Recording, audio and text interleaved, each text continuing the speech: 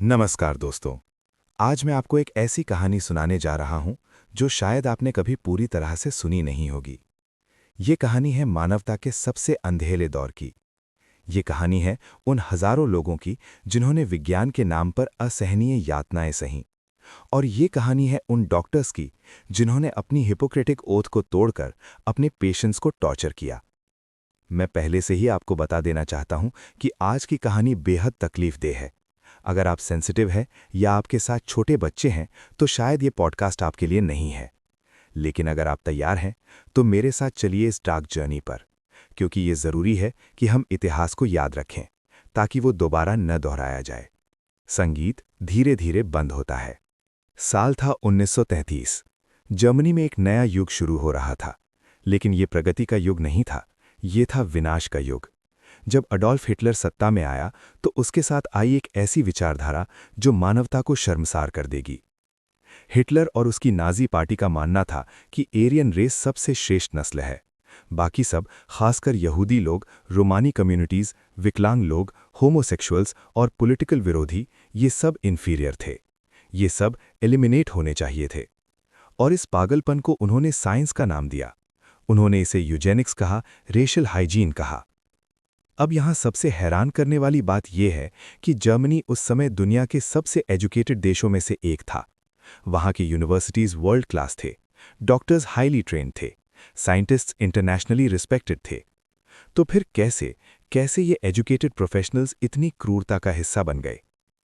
जवाब आसान नहीं है। ये एक धीमी प्रक्रिया थी। पहले छोटे छोटे कदम, एक लॉ यहाँ, एक पॉलिसी वहाँ, जूइश डॉक्टर्स को प्रैक्टिस करने से रोकना, यूनिवर्सिटीज से जूइश प्रोफेसर्स को निकालना, डिसेबल्ड बच्चों को इंस्टीट्यूशंस में भेजना। और फिर धीरे धीरे ये सब नॉर्मल लगने लगा। 1939 में जब वर्ल्ड वॉर II शुरू हुआ तो नाजी जर्मनी ने पूरे यूरोप में कॉन्सेंट्रेशन कैंप्स बनाना शुरू कर दिया। पहले ये कैंप्स पॉलिटिकल प्रिजनर्स के लिए थे, लेकिन जल्द ही ये बन गए मास डिटेंशन सेंटर्स। ऑशविट्स, डाकहाउ, बुखनवाल्ड, रेवेंसब्रुक, ये नाम आज भी दुनिया को कंपा देते हैं। इन कैंप्स में लाखों लोगों को भेजा गया, ट्रेन्स में ठूंसकर, मवेशियों की तरह। जब वे पहुंचते तो उन्हें लाइंस में खड़ा किया जाता। नाजी डॉक्टर्स तय करते कि कौन काम करने लायक है और कौन सीधे गैस चेंबर्स में जाएगा। बूढ़े, बच्चे, कमजोर लोग, प्रेग्नेंट महिलाएं, इन सबको तुरंत मार दिया जाता। लेकिन कुछ लोगों के लिए और भी बुरा था। कुछ को सिलेक्ट किया जाता था एक्सपेरिमेंट्स के लिए, मेडिकल एक्सपेरिमेंट्स। और यहीं से शुरू होती है वो कहानी जो मानव इतिहास के सबसे काले पन्नों में दर्ज है। अध्याय 2, संख्याओं के पीछे की कहानियां। जब हम हिस्ट्री की बात करते हैं तो हम नंबर्स बोलते हैं। 6 मिलियन जूज मारे गए, 5 मिलियन अन्य लोग मारे गए। लेकिन ये नंबर्स क्या हैं? ये सिर्फ स्टैटिस्टिक्स नहीं है। हर नंबर के पीछे एक इंसान था। किसी की माँ थी, किसी का बेटा था, किसी की बहन थी। मेडिकल एक्सपेरिमेंट्स के डॉक्यूमेंटेड विक्टिम्स की संख्या है कम से कम 15,754। लेकिन हिस्टोरियंस मानते हैं कि एक्चुअल संख्या इससे कहीं ज्यादा है, शायद हजारों और शायद लाखों, क्योंकि बहुत सारे रिकॉर्ड्स डिस्ट्रॉय कर दिए गए जब वॉर खत्म होने वाला था।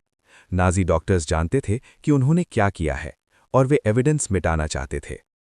ये एक्सपेरिमेंट्स मेनली 1942 से 1945 के बीच हुए। 3 साल, सिर्फ 3 साल में इतनी क्रूरता, इतना दर्द, इतनी मौतें। हर दिन, हर घंटे, कहीं न कहीं किसी कॉन्सेंट्रेशन कैंप में कोई डॉक्टर किसी इनोसेंट इंसान को टॉर्चर कर रहा था, और वो इसे साइंस कह रहा था। अब सवाल ये है कि ये विक्टिम्स कौन थे? सबसे बड़ी संख्या में यहूदी लोग थे। नाजी आइडियोलॉजी के अनुसार जूस सबसे इन्फीरियर थे, इसलिए उन पर एक्सपेरिमेंट करना कोई गुनाह नहीं था। फिर थे रोमानी लोग, जिन्हें नाजीज जिप्सीज कहते थे। हजारों रोमानी मेन, विमेन और चिल्ड्रन को भी इन एक्सपेरिमेंट्स के लिए चुना गया। सोवियत प्रिजनर्स ऑफ वॉर, जो युद्ध में पकड़े गए रशियन सोल्जर्स थे, उन्हें भी नहीं बख्शा गया। पोलिश इंटेलेक्चुअल्स, जो रेजिस्टेंस फाइटर्स थे, उन्हें भी टारगेट्स बनाया गया। और फिर थे वो लोग जो नाजी जर्मनी में पहले से ही रहते थे, मेंटली और physically disabled individuals, homosexuals, political opponents. लेकिन सबसे दिल दहला देने वाली बात यह है कि इनमें बच्चे भी थे, नवजात शिशुओं से लेकर टीनेजर्स तक। कल्पना कीजिए, एक माँ अपने बच्चे को बचाने की कोशिश कर रही है, लेकिन वो हेल्पलेस है। एक बच्चा अपने माता पिता को ढूंढ रहा है, लेकिन उन्हें गैस चेंबर्स में भेज दिया गया है। और अब वो बच्चा अकेला है, डरा हुआ है और उसे नहीं पता कि उसके साथ क्या होने वाला है। मैं आपको बताऊं कुछ स्पेसिफिक कैंप्स के बारे में जहां ये एक्सपेरिमेंट्स हुए। ऑशविट्स, जो शायद सबसे इनफेमस कैंप है, यहां जोसेफ मेंगले ने अपने ट्विन एक्सपेरिमेंट्स किए।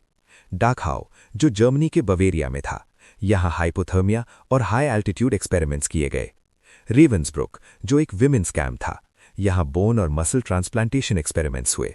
बुखेनवाल्ड में वैक्सीन टेस्टिंग, सैक्सनहाउजन में फार्मास्यूटिकल एक्सपेरिमेंट्स और न्यूएनगाम में ट्यूबरकुलोसिस के एक्सपेरिमेंट्स। हर कैंप की अपनी हॉरर स्टोरी थी, हर कैंप में अपने टॉर्चर्ड सोल्स थे। और सबसे ट्रैजिक बात यह है कि जो लोग इन एक्सपेरिमेंट्स में सर्वाइव कर गए, उन्हें जिंदगी भर उन यातनाओं के स्कार्स कैरी करने पड़े, शारीरिक और मानसिक दोनों। अब मैं आपको उन लोगों के बारे में बताता हूं जिन्होंने ये सब किया। ये कोई मॉन्स्टर्स नहीं थे फेरी टेल से, ये रियल लोग थे, एजुकेटेड प्रोफेशनल्स जिन्होंने एक दिन डिसाइड किया कि ह्यूमैनिटी से ज़्यादा इंपॉर्टेंट है उनकी ट्विस्टेड आइडियोलॉजी। सबसे पहले बात करते हैं जोसेफ मेंगले की। उसे एंजल ऑफ डेथ कहा जाता था। ये नाम ही बताता है कि वो कितना भयानक था। मेंगले ऑशविट्स में हेड डॉक्टर था। जब भी नई ट्रेन्स आती प्रिजनर्स के साथ, मेंगले वहां होता था प्लेटफॉर्म पर। अपनी वाइट ग्लव्स पहने, अपनी शाइनी बूट्स में वो विसिल बजाता और डिसाइड करता कि कौन जिएगा और कौन मरेगा। लेकिन मेंगले की असली दिलचस्पी थी ट्विन्स में। उसका ऑब्सेशन था जेनेटिक्स को समझना। वो चाहता था मास्टर रेस क्रिएट करना। तो जब भी वो ट्विन्स देखता, उसकी आंखें चमक जाती। वो उन्हें अलग कर देता, स्पेशल बैरक्स में रखता और फिर शुरू होता उसका ट्विस्टेड साइंस। मेंगले ने लगभग 1500 सेट्स ऑफ ट्विन्स पर एक्सपेरिमेंट्स किए। सोचिए 3000 बच्चे और यंग अडल्ट्स, और इनमें से केवल 200 के आसपास सर्वाइव कर पाए। बाकी सब मर गए उसके एक्सपेरिमेंट्स में। क्या करता था मेंगले? वो ट्विन्स की आंखों में केमिकल्स इंजेक्ट करता था आई कलर बदलने की कोशिश में। बिना किसी एनेस्थीसिया के अननेसेसरी सर्जरीज करता। एक ट्विन का ब्लड दूसरे में ट्रांसफ्यूज करता, ये देखने के लिए कि क्या होता है। और सबसे भयानक, कभी कभी वो एक ट्विन को मार देता और फिर दूसरे की साइकोलॉजिकल रिएक्शन स्टडी करता। मेंगले के एक्सपेरिमेंट्स का कोई साइंटिफिक वैल्यू नहीं था। ये सिर्फ सडिस्टिक क्रूअल्टी थी जिसे साइंस का मास्क पहनाया गया था। लेकिन सबसे फ्रस्ट्रेटिंग बात यह है कि मेंगले को कभी सजा नहीं मिली। वॉर के बाद वो साउथ अमेरिका भाग गया। उसने वहां एक नॉर्मल लाइफ जी और 1979 में ब्राजील में ड्राउनिंग से उसकी डेथ हो गई। उसे कभी जस्टिस का सामना नहीं करना पड़ा। अब बात करते हैं डॉक्टर सिगमंड रैशर की। रैशर डखाओ कैंप में था और उसने वो एक्सपेरिमेंट्स किए जो शायद सबसे पेनफुल थे। उसका असाइनमेंट था जर्मन एयरफोर्स से ये पता लगाना कि पायलट्स जो ठंडे पानी में क्रैश हो जाते हैं, उन्हें कैसे बचाया जा सकता है। तो क्या किया रैशर ने? उसने प्रिजनर्स को फ्रीजिंग वाटर के टैंक्स में डाला। पानी का टेम्परेचर होता था 2 से 12 डिग्री सेल्सियस। प्रिजनर्स को घंटों के लिए इस आइसी वाटर में रखा जाता। कुछ को एविएटर सूट्स पहनाए जाते, कुछ को बिल्कुल नेकेड रखा जाता, और रैशर और उसकी टीम चुपचाप खड़े होकर नोट्स लेते। बॉडी टेम्परेचर कितना गिर रहा है, कब कॉन्शियसनेस जा रही है, कब हार्ट बीट स्लो हो रही है। ज़्यादातर प्रिजनर्स इन एक्सपेरिमेंट्स में मर जाते।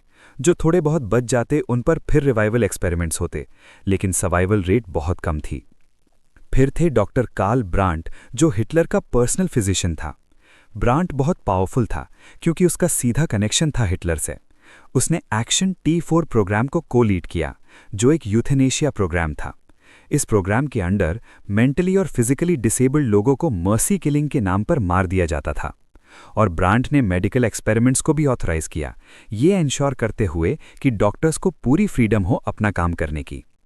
एक और डॉक्टर था डॉक्टर हॉर्स्ट शूमन, जिसका फोकस था मास स्टेरिलाइजेशन। नाजी आइडियोलॉजी के अकॉर्डिंग इंफीरियर रेसेस को रिप्रोड्यूस नहीं करना चाहिए, तो शूमन ने मेथड्स डेवलप किए फोर्सिबली लोगों को स्टेरिलाइज करने के। एक्सरे रेडिएशन, जो एक्सट्रीमली पेनफुल और डेंजरस था, सर्जिकल प्रोसीजर्स बिना प्रॉपर एनेस्थीसिया के, केमिकल इंजेक्शंस, एक्सपेरिमेंटल ड्रग्स। हजारों मेन और विमेन को फोर्सिबली स्टेरिलाइज किया गया। मैनी मर गए रेडिएशन पॉइजनिंग से। जो बच गए उन्हें लाइफ लॉन्ग हेल्थ प्रॉब्लम्स रहीं। ये सिर्फ कुछ नाम हैं, रियलिटी में डजन्स ऑफ डॉक्टर्स थे, हंड्रेड्स ऑफ मेडिकल प्रोफेशनल्स थे जो इस सिस्टम का हिस्सा थे। नर्सेज जो इंजेक्शंस प्रिपेयर करती थीं, टेक्नीशियंस जो इक्विपमेंट मेंटेन करते थे, एडमिनिस्ट्रेटर्स जो पेपर वर्क हैंडल करते थे। ये एक पूरा इकोसिस्टम था क्रूअल्टी का, और सब साइंस के नाम पर। अब मैं आपको डिटेल में बताता हूं कि एक्चुअली क्या होता था इन एक्सपेरिमेंट्स में। और मैं वॉर्न कर रहा हूं, ये सेक्शन बेहद डिस्टर्बिंग है। पहले बात करते हैं फ्रीजिंग एक्सपेरिमेंट्स की। डखाओ में प्रिजनर्स को स्पेशल टैंक्स में रखा जाता था जो आइस वाटर से भरे होते थे। टेम्परेचर रखा जाता था 2 से 12 डिग्रीज के बीच।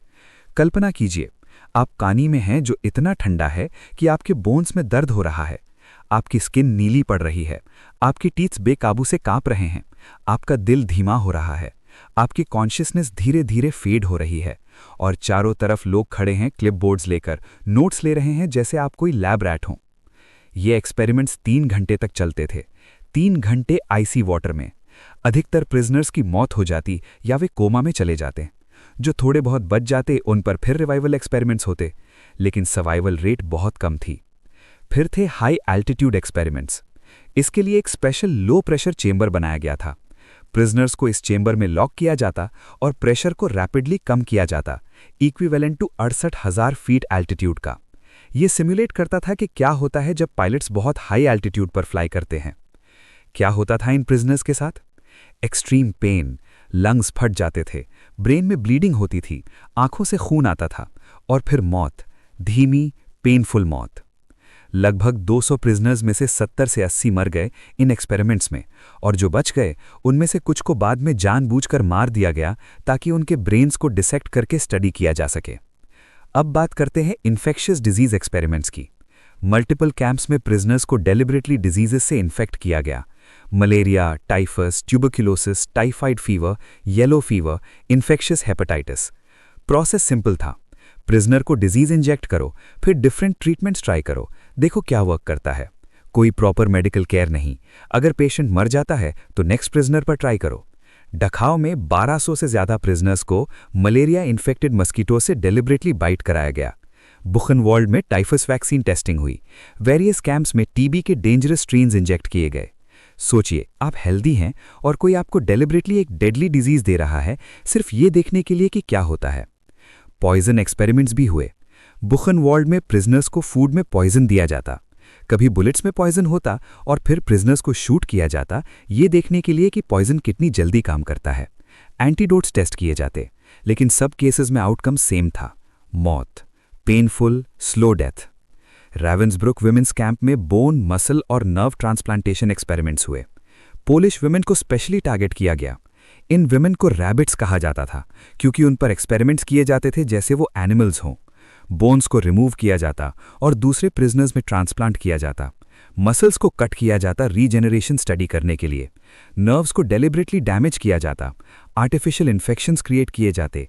ग्लास शार्ड्स और बैक्टीरिया डेलिबरेटली वुंड्स में डाले जाते। 74 पोलिश विमेन पर ये एक्सपेरिमेंट्स किए गए। मैनी की डेथ हो गई। सर्वाइवर्स परमानेंटली डिसेबल्ड रह गईं। Limping, chronic pain, psychological trauma. German pharmaceutical companies ने भी नाजी कैंप्स का यूज किया अपनी ड्रग्स टेस्ट करने के लिए। बेयर, हॉइस्ट, बेहरिंग, ये सब इन्वॉल्व थे। न्यू ड्रग्स की टॉक्सिसिटी टेस्ट करना, पेन किलर्स की इफेक्टिवनेस चेक करना और इसके लिए डेलिबरेटली इंजरीज क्रिएट करना, एनेस्थेटिक्स टेस्ट करना, एंटीबायोटिक्स के साइड इफेक्ट्स देखना। प्रिजनर्स को गिनी पिग्स की तरह ट्रीट किया जाता। कोई कंसेंट नहीं, कोई प्रॉपर डोजिंग नहीं, कोई फॉलोअप केयर नहीं। डखाओ में 1944 में सी वाटर एक्सपेरिमेंट्स हुए। आइडिया ये पता लगाना था कि क्या पायलट्स जो समुद्र में क्रैश हो गए हों वे सी वाटर पीकर सर्वाइव कर सकते हैं। रोमानी प्रिजनर्स को सिलेक्ट किया गया। उन्हें केवल सी वाटर दिया गया पीने के लिए। कोई फ्रेश वाटर नहीं, कोई फूड नहीं। रिजल्ट? सिवियर डिहाइड्रेशन, किडनी और लिवर डैमेज, हैल्यूसिनेशंस और कईयों की मौत। कुछ कैंप्स में फॉस्फोरस बॉम्ब टेस्टिंग भी हुई। केमिकल बर्न्स डेलिबरेटली क्रिएट किए गए फॉस्फोरस से। डिफरेंट ट्रीटमेंट्स टेस्ट किए गए। पेन अनबेरेबल होता था। वुंड्स को फोटोग्राफ किया जाता डॉक्यूमेंटेशन के लिए, लेकिन कोई प्रॉपर ट्रीटमेंट नहीं दी जाती। और ये सब, हर एक्सपेरिमेंट, हर टॉर्चर रिकॉर्ड किया जाता, फोटोज लिए जाते, डिटेल नोट्स रखे जाते, चार्ट्स बनाए जाते। क्यों? क्योंकि ये डॉक्टर्स जेन्युइनली मानते थे कि वे इंपॉर्टेंट साइंटिफिक वर्क कर रहे हैं। उन्हें लगता था कि फ्यूचर जनरेशंस उनके रिसर्च को वैल्यूएबल मानेंगी। उन्हें अपने क्राइम्स का कोई एहसास नहीं था, या शायद था, लेकिन उन्होंने उसे इग्नोर किया। नमस्कार दोस्तों, आज मैं आपको एक ऐसी कहानी सुनाने जा रहा हूं जो शायद आपने कभी पूरी तरह से सुनी नहीं होगी। ये कहानी है मानवता के सबसे अंधेरे दौर की। ये कहानी है उन हजारों लोगों की जिन्होंने विज्ञान के नाम पर असहनीय यातनाएं सहीं। और ये कहानी है उन डॉक्टर्स की जिन्होंने अपनी हिपोक्रेटिक ओथ को तोड़कर अपने पेशेंट्स को टॉर्चर किया। मैं पहले से ही आपको बता देना चाहता हूं कि आज की कहानी बेहद तकलीफदेह है। अगर आप सेंसिटिव हैं या आपके साथ छोटे बच्चे हैं तो शायद ये पॉडकास्ट आपके लिए नहीं है। लेकिन अगर आप तैयार हैं तो मेरे साथ चलिए इस डार्क जर्नी पर, क्योंकि ये ज़रूरी है कि हम इतिहास को याद रखें ताकि वो दोबारा न दोहराया जाए। संगीत धीरे धीरे बंद होता है। साल था 1933। जर्मनी में एक नया युग शुरू हो रहा था, लेकिन ये प्रगति का युग नहीं था, ये था विनाश का युग। जब अडोल्फ हिटलर सत्ता में आया तो उसके साथ आई एक ऐसी विचारधारा जो मानवता को शर्मसार कर देगी। हिटलर और उसकी नाजी पार्टी का मानना था कि एरियन रेस सबसे श्रेष्ठ नस्ल है। बाकी सब, खासकर यहूदी लोग, रोमानी कम्युनिटीज, विकलांग लोग, होमोसेक्सुअल्स और पॉलिटिकल विरोधी, ये सब इन्फीरियर थे। ये सब एलिमिनेट होने चाहिए थे। और इस पागलपन को उन्होंने साइंस का नाम दिया। उन्होंने इसे यूजेनिक्स कहा, रेशियल हाइजीन कहा। अब यहाँ सबसे हैरान करने वाली बात यह है कि जर्मनी उस समय दुनिया के सबसे एजुकेटेड देशों में से एक था। वहाँ की यूनिवर्सिटीज़ वर्ल्ड क्लास थे, डॉक्टर्स हाईली ट्रेन्ड थे, साइंटिस्ट्स इंटरनेशनली रिस्पेक्टेड थे। तो फिर कैसे ये एजुकेटेड प्रोफेशनल्स इतनी क्रूरता का हिस्सा बन गए? जवाब आसान नहीं है। ये एक धीमी प्रक्रिया थी। पहले छोटे छोटे कदम, एक लॉ यहाँ, एक पॉलिसी वहाँ, जूइश डॉक्टर्स को प्रैक्टिस करने से रोकना, यूनिवर्सिटीज से जूइश प्रोफेसर्स को निकालना, डिसेबल्ड बच्चों को इंस्टीट्यूशंस में भेजना, और फिर धीरे धीरे ये सब नॉर्मल लगने लगा। 1939 में जब वर्ल्ड वॉर II शुरू हुआ तो नाजी जर्मनी ने पूरे यूरोप में कॉन्सेंट्रेशन कैंप्स बनाना शुरू कर दिया। पहले ये कैंप्स पॉलिटिकल प्रिजनर्स के लिए थे, लेकिन जल्द ही ये बन गए मास डिटेंशन सेंटर्स। ऑशविट्स, डाकहाउ, बुखनवाल्ड, रेवेंसब्रुक, ये नाम आज भी दुनिया को कंपा देते हैं। इन कैंप्स में लाखों लोगों को भेजा गया, ट्रेन्स में ठूंसकर, मवेशियों की तरह। जब वे पहुंचते तो उन्हें लाइंस में खड़ा किया जाता। नाजी डॉक्टर्स तय करते कि कौन काम करने लायक है और कौन सीधे गैस चेंबर्स में जाएगा। बूढ़े, बच्चे, कमज़ोर लोग, प्रेग्नेंट महिलाएं, इन सबको तुरंत मार दिया जाता। लेकिन कुछ लोगों के लिए और भी बुरा था। कुछ को सिलेक्ट किया जाता था एक्सपेरिमेंट्स के लिए, मेडिकल एक्सपेरिमेंट्स। और यहीं से शुरू होती है वो कहानी जो मानव इतिहास के सबसे काले पन्नों में दर्ज है। अध्याय 2, संख्याओं के पीछे की कहानियां। जब हम हिस्ट्री की बात करते हैं तो हम नंबर्स बोलते हैं। 6 मिलियन जूज मारे गए, 5 मिलियन अन्य लोग मारे गए। लेकिन ये नंबर्स क्या हैं? ये सिर्फ स्टैटिस्टिक्स नहीं है। हर नंबर के पीछे एक इंसान था। किसी की माँ थी, किसी का बेटा था, किसी की बहन थी। मेडिकल एक्सपेरिमेंट्स के डॉक्यूमेंटेड विक्टिम्स की संख्या है कम से कम 15,754।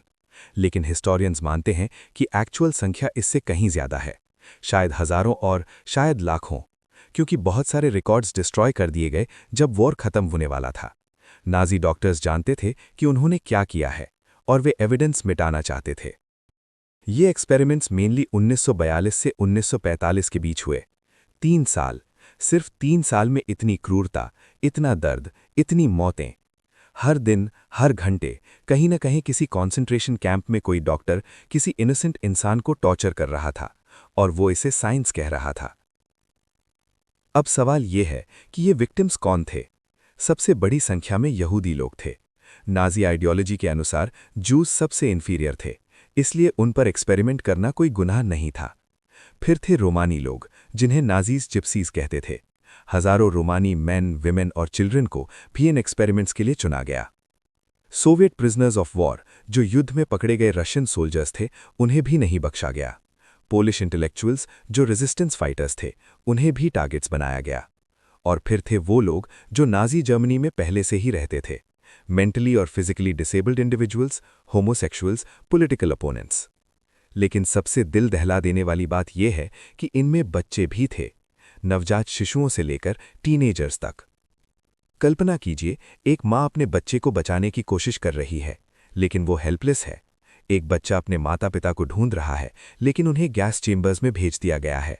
और अब वो बच्चा अकेला है, डरा हुआ है, और उसे नहीं पता कि उसके साथ क्या होने वाला है। मैं आपको बताऊं कुछ स्पेसिफिक कैंप्स के बारे में जहां ये एक्सपेरिमेंट्स हुए। ऑशविट्स, जो शायद सबसे इनफेमस कैंप है, यहाँ जोसेफ मेंगले ने अपने ट्विन एक्सपेरिमेंट्स किए।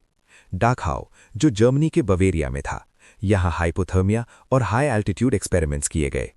रेवंसब्रुक, जो एक विमेंस कैंप था, यहाँ बोन और मसल ट्रांसप्लांटेशन एक्सपेरिमेंट्स हुए।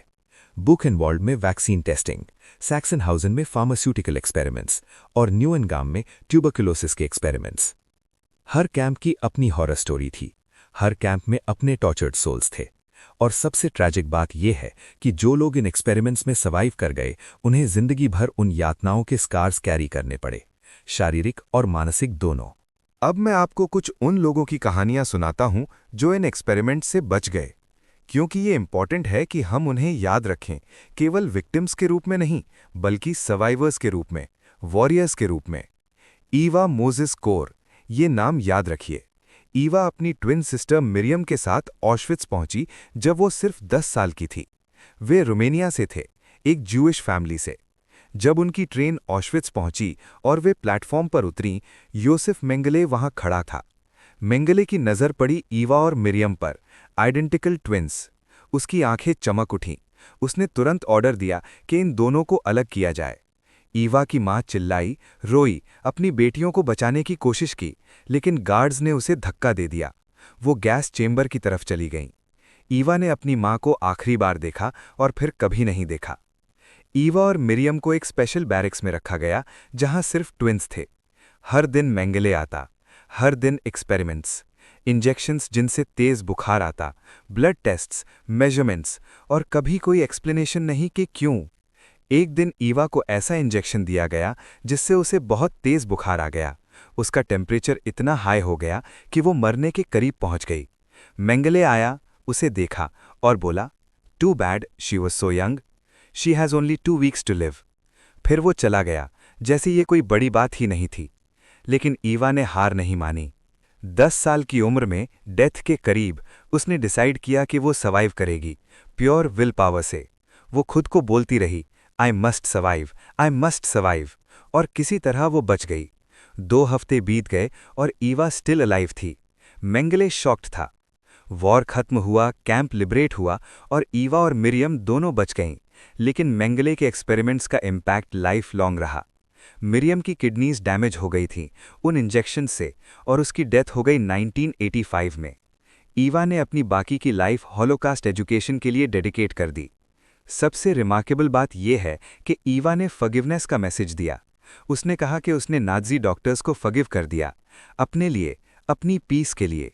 ये डिसीजन कंट्रोवर्शियल था, बहुत से लोगों ने इसे नहीं समझा, लेकिन ईवा का कहना था कि फॉरगिवनेस ने उसे फ्री किया उस हेट से जो उसे कंज्यूम कर रहा था। ईवा की डेथ हो गई 2019 में, लेकिन उनकी लेगेसी जीती है। उन्होंने एक म्यूजियम बनाया, काउंटलेस स्कूल्स में टॉक्स दिए, बुक्स लिखीं। उन्होंने एंश्योर किया कि दुनिया कभी ना भूले कि क्या हुआ था। फिर थी vera Alexander. Vera Polish women में से एक थी जो रेवेंसब्रुक में थीं, उन रैबिट गर्ल्स में से एक। वेरा पर बोन और मसल एक्सपेरिमेंट्स किए गए। उसकी लेग में डेलिबरेटली इन्फेक्शन क्रिएट किया गया।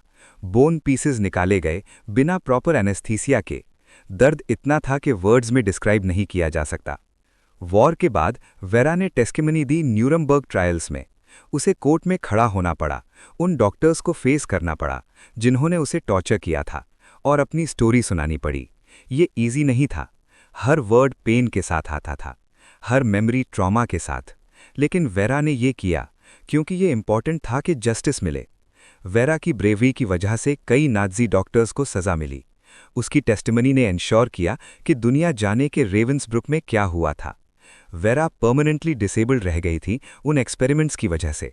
वो हमेशा लिम्प करके चलती थीं, लेकिन उन्होंने कभी हार नहीं मानी, कभी साइलेंट नहीं रहीं। हर्मन लैंगबाइन एक ऑस्ट्रियन था, एक रेजिस्टेंस फाइटर जो ऑशविट्स में था। उसे कैंप के हॉस्पिटल में क्लर्क बना दिया गया, और वहाँ बहुत बड़े रिस्क लेते हुए उसने सीक्रेटली एक्सपेरिमेंट्स को डॉक्यूमेंट करना शुरू किया। नोट्स लेता, नाम याद रखता, डिटेल्स रिकॉर्ड करता, और फिर ये इन्फॉर्मेशन कैंप से बाहर स्मगल करता। ये इनक्रेडिबली डेंजरस था। अगर पकड़ा जाता तो तुरंत एग्जीक्यूशन। लेकिन हर्मन जानता था कि ये ज़रूरी है, क्योंकि अगर एविडेंस नहीं होगा तो शायद नाज़ीज़ अपने क्राइम से बच जाएं। वॉर खत्म होने के बाद हर्मन की डॉक्यूमेंटेशन ने वॉर क्राइम्स इन्वेस्टिगेटर्स की बहुत हेल्प की। लेकिन सबसे ट्रैजिक केसेस थे उन चिल्ड्रन के जो इतने छोटे थे कि वे अपनी सफरिंग्स को आर्टिकुलेट नहीं कर सकते थे। थाउजेंड्स ऑफ चिल्ड्रन एक्सपेरिमेंट्स के विक्टिम्स थे। बेबीज जिन्हें अभी बोलना भी नहीं आया था, टॉडलर्स जो बस अपनी माँ को चाहते थे, यंग चिल्ड्रन जिन्हें समझ नहीं आता था कि उनके साथ ये क्यों हो रहा है। अधिकतर चिल्ड्रन सर्वाइव नहीं कर पाए, और जो बच गए उनमें से बहुतों ने कभी अपने ट्रॉमा के बारे में बात नहीं की। कुछ इसलिए कि वे नहीं कर सकते थे, ट्रॉमा इतना डीप था कि वर्ड्स नहीं थे उसे एक्सप्रेस करने के लिए। कुछ इसलिए कि सोसाइटी उन्हें सुनना नहीं चाहती थी, लोग अनकंफर्टेबल फील करते थे। लेकिन हर सर्वाइवर, चाहे उन्होंने बोला हो या नहीं, एक लिविंग टेस्टिमेंट है उस हॉरर का जो हुआ था। उनके स्कार्स, उनके नाइटमेयर्स, उनकी फियर्स, ये सब एविडेंस है कि ये सब रियल था, ये सब एक्चुअली हुआ था। अध्याय 6, लिबरेशन और जस्टिस की खोज। 1945, वॉर का अंत करीब था। Allied forces, Americans, British, Soviet troops Germany में एडवांस कर रहे थे, और जैसे जैसे वे आगे बढ़े उन्हें कॉन्सेंट्रेशन कैंप्स मिलने लगे। पहली रिएक्शंस शॉक की थीं, एब्सोल्यूट कंप्लीट शॉक।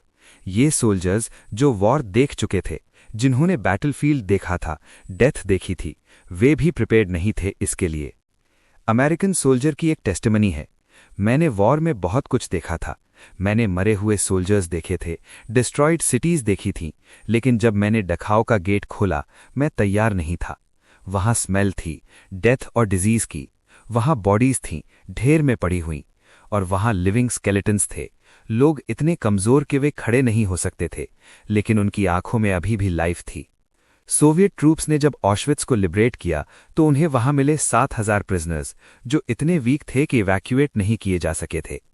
उन्होंने वेयरहाउसेस पाए जो भरे थे ह्यूमन हेयर से, शूज से, सामान से जो डेड प्रिजनर्स से लिया गया था। उन्होंने गैस चेम्बर्स देखे, क्रिमेटोरियम्स देखे। ब्रिटिश सोल्जर्स ने बेर्गन बेल्सन में लगभग 60,000 प्रिजनर्स पाए। कंडीशंस इतने हॉरिफिक थे कि लिबरेशन के बाद भी हजारों मर गए। उनके बॉडीज इतने डैमेज थे कि वे रिकवर नहीं कर सकते थे। लिबरेटर्स ने मेडिकल फैसिलिटीज में जाकर देखा, रूम्स फुल ऑफ जार्स जिनमें ह्यूमन ऑर्गन्स प्रिजर्व थे। उन्हें डिटेल्ड मेडिकल रिकॉर्ड्स मिले, एक्सपेरिमेंट्स के, फोटोग्राफ्स मिले, टॉर्चर के, और सर्वाइवर्स के बॉडीज पर स्कार्स और डिफॉर्मिटीज थे जो बता रहे थे कि उनके साथ क्या किया गया था। नाज़ी डॉक्टर्स की रिएक्शंस मिक्स्ड थीं। कुछ ने सुसाइड कर ली जब उन्हें पता चला कि वॉर हार रहे हैं। हिटलर खुद ने सुसाइड की। गोबल्स ने अपने पूरे फैमिली के साथ सुसाइड की। कुछ डॉक्टर्स भागने की कोशिश की, फेक आइडेंटिटीज ली, दूसरे कंट्रीज में हाइड हो गए। कुछ ने कंप्लीटली डिनाई किया कि उन्होंने कुछ गलत किया है। उनका आर्ग्यूमेंट था कि वे सिर्फ ऑर्डर्स फॉलो कर रहे थे, कि ये सब लीगल था नाज़ी जर्मनी में। लेकिन एलाइड पावर्स ने डिसाइड किया कि जस्टिस होना चाहिए। ये क्राइम्स इतने हीनियस थे कि इन्हें बिना सजा के नहीं छोड़ा जा सकता था। तो शुरू हुई प्रेपरेशन न्यूरमबर्ग ट्रायल्स की। Nuremberg, Germany, 1946। एक कोर्ट रूम में बैठे हैं 23 डिफेंडेंट्स, 20 डॉक्टर्स और 3 एडमिनिस्ट्रेटर्स। ये वही लोग हैं जिन्होंने कॉन्सेंट्रेशन कैंप्स में मेडिकल एक्सपेरिमेंट्स किए, जिन्होंने हजारों इनोसेंट लोगों को टॉर्चर किया, मारा। ये ट्रायल सिर्फ एक लीगल प्रोसीडिंग नहीं थी, ये था एक स्टेटमेंट। दुनिया से कह रहा था कि ऐसे क्राइम्स को टॉलरेट नहीं किया जाएगा, कि जस्टिस मिलेगा चाहे कितना भी टाइम लग जाए। प्रोसिक्यूशन ने अपना केस बनाया थाउजेंड्स ऑफ डॉक्यूमेंट्स पर, डिटेल्ड रिकॉर्ड्स जो नाज़ी डॉक्टर्स ने खुद रखे थे, फोटोग्राफ्स जो उन्होंने खुद लिए थे, लैब नोट्स, चार्ट्स, ग्राफ्स, सब कुछ। आयरॉनिकली नाज़ीज की अपनी मेटिकुलसनेस उनके खिलाफ एविडेंस बन गई। लेकिन सबसे पावरफुल एविडेंस थी सर्वाइवर्स की टेस्टिमनीज। एक के बाद एक सर्वाइवर्स आए कोर्ट में, उन्होंने अपनी स्टोरीज सुनाई। हर वर्ड पेनफुल था, हर मेमोरी ट्रॉमेटिक, लेकिन वे बोले, वे अपने स्कार्स दिखाए, वे अपने एक्सपीरियंसेस शेयर किए, क्योंकि ये इंपॉर्टेंट था कि दुनिया सुने, कि जजेस समझें कि एक्चुअली क्या हुआ था। डिफेंडेंट्स की डिफेंस स्ट्रैटेजीज डिफरेंट थीं। कुछ ने कहा कि वे सिर्फ ऑर्डर्स फॉलो कर रहे थे, सुपीरियर ऑर्डर्स का डिफेंस। कुछ ने आर्ग्यू किया कि प्रिजनर्स वैसे भी मरने वाले थे, तो उन पर एक्सपेरिमेंट्स करने में क्या हर्ज था। कुछ ने क्लेम किया कि ये सब साइंस के लिए था, ग्रेटर गुड के लिए। लेकिन कोर्ट ने इन आर्ग्यूमेंट्स को रिजेक्ट कर दिया। कोर्ट ने कहा कि फॉलोइंग ऑर्डर्स कोई एक्सक्यूज नहीं है मॉरल क्राइम्स के लिए, कि कोई भी सर्कमस्टांस टॉर्चर को जस्टिफाई नहीं करती, कि साइंस के नाम पर ह्यूमैनिटी को सैक्रिफाइस नहीं किया जा सकता। 1947 में वर्डिक्ट्स आए। 7 डिफेंडेंट्स को डेथ सेंटेंस दिया गया।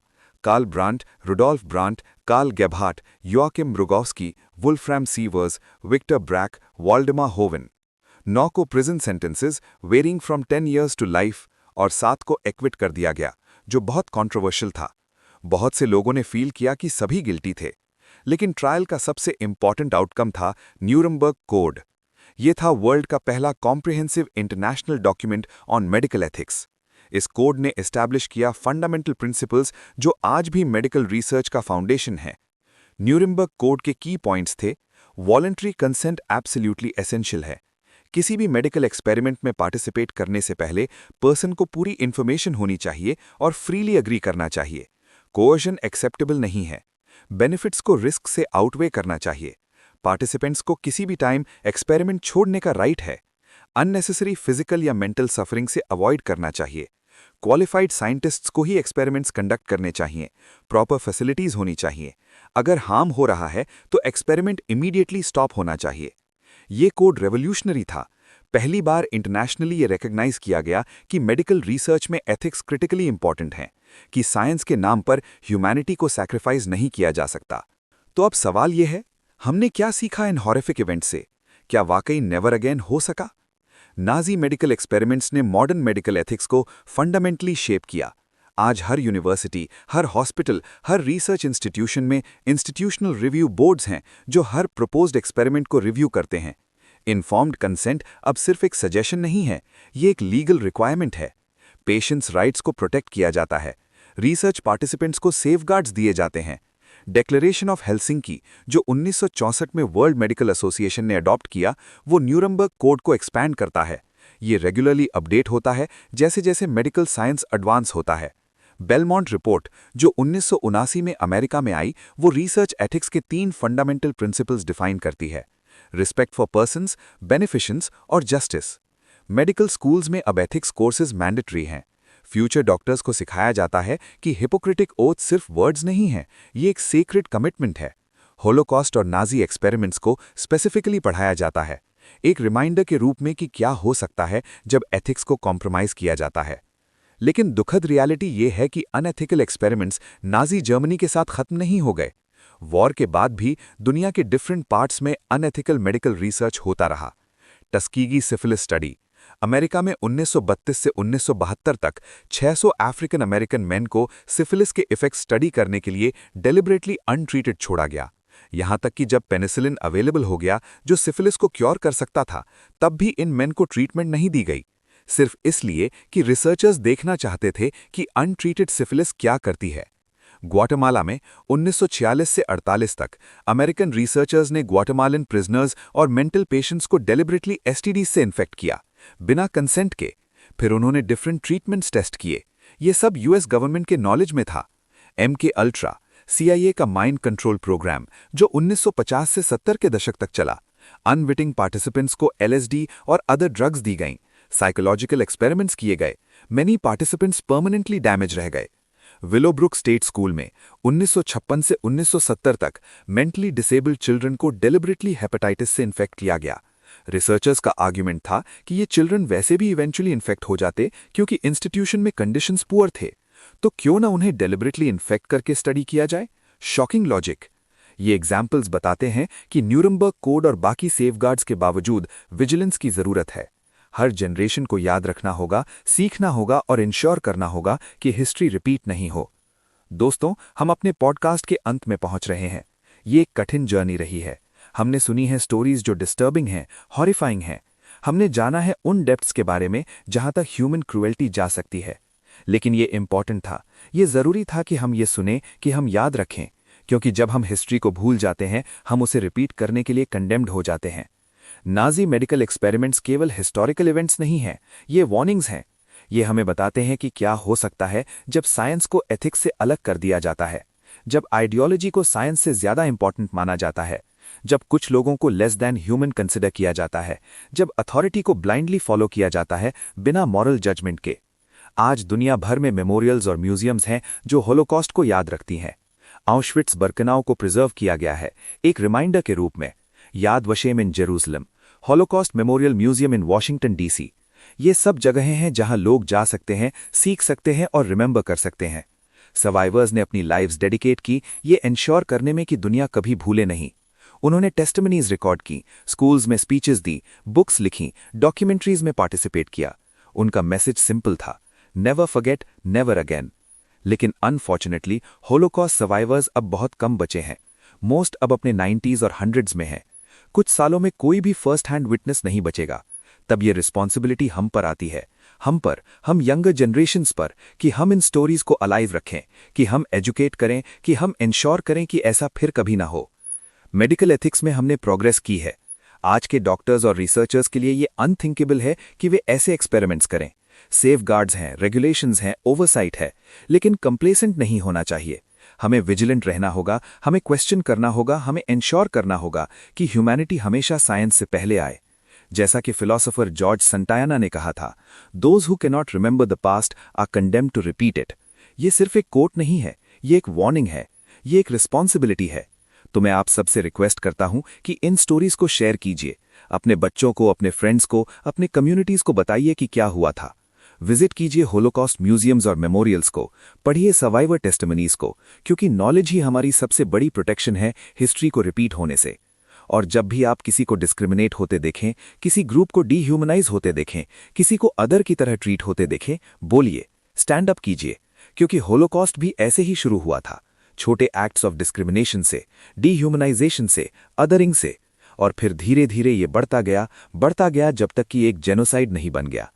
हम सब की रिस्पॉन्सिबिलिटी है कि हम एक ऐसी दुनिया बनाएं जहां हर इंसान की डिग्निटी को रिस्पेक्ट किया जाए, जहां साइंस एथिक्स के साथ चले, जहां ह्यूमैनिटी सबसे ऊपर हो।